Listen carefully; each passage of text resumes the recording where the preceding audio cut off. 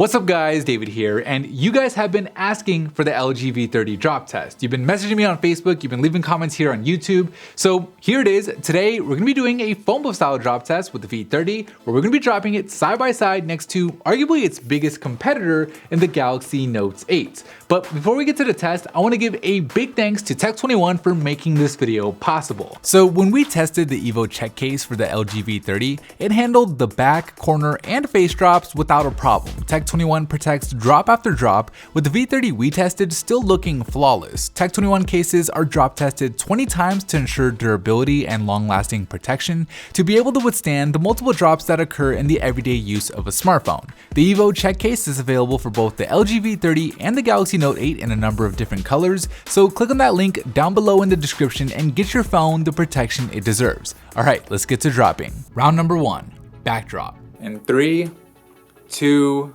1.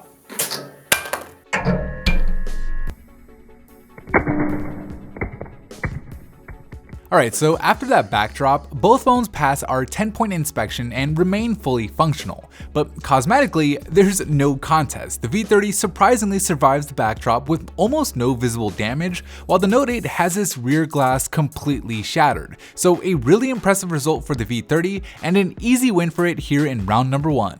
Round number 2, corner drop. In 3, 2, 1.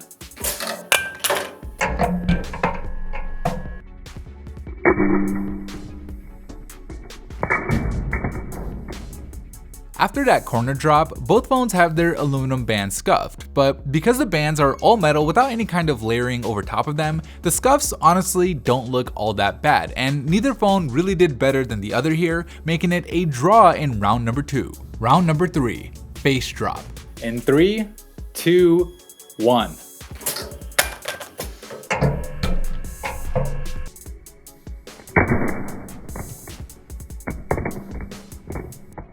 Alright, so that face drop cracked the glass on the front of both phones, but the result on the Galaxy Note 8 does look better, with the majority of the cracks being contained to just the corners, which may or may not be due to it having curved edges. The V30 on the other hand suffers more significant cracking, with the shattered glass up top distorting the selfie cam, giving the edge to the Note 8 in round number 3.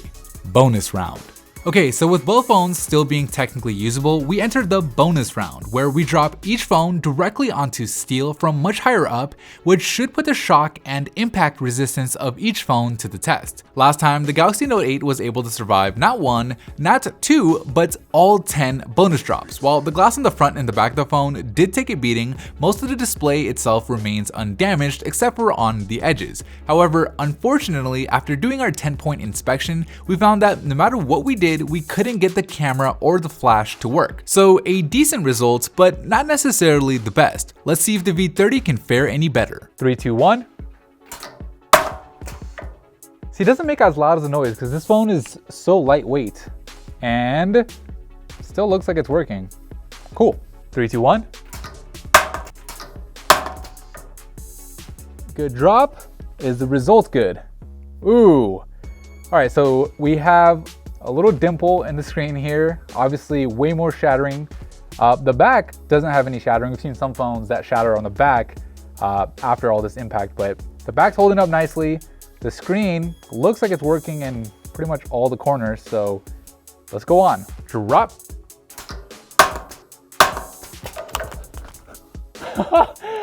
Woo! Ooh, that one hurt. That one hurt. Nothing much. I mean, same story. A little bit more like little fractures in the glass, but it's still responding. So this thing is doing really well. And drop. 10 drops. Can you do 10 bonus drops? 3, 2, 1. Ooh, that one sounded the worst too. Did it do it? And yep.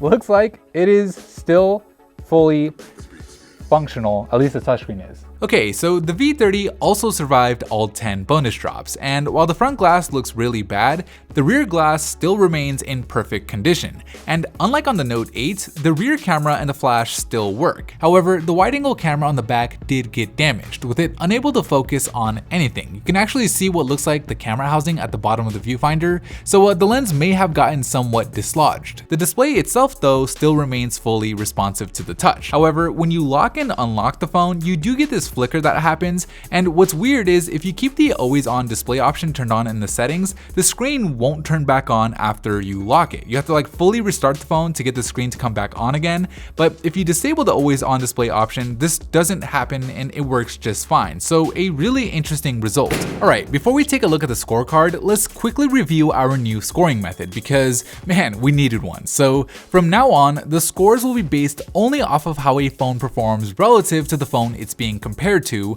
and not off of any other phone from other drop tests. The winner of each round will receive 10 points, with the loser scoring anywhere between 6 and 9 points depending on how much worse it did. If two phones perform similarly, each phone will be given 10 points, and after all 4 rounds, the scores will be tallied up to determine an overall winner. Anyways, let's get to the scorecard. In the first round, the clear advantage went to the V30, whose glass remained fully intact. The phones tied in the second round. In the third, the Note 8 suffered less damage on the front, and then finally, in the fourth, while the Note 8's display looked better, the V30's camera and flash still worked, contributing to the V30's higher overall score, making it the winner here in this drop test. Anyways, that is it for me in this video. Thank you guys for watching, and as always, I'll see you in the very next episode.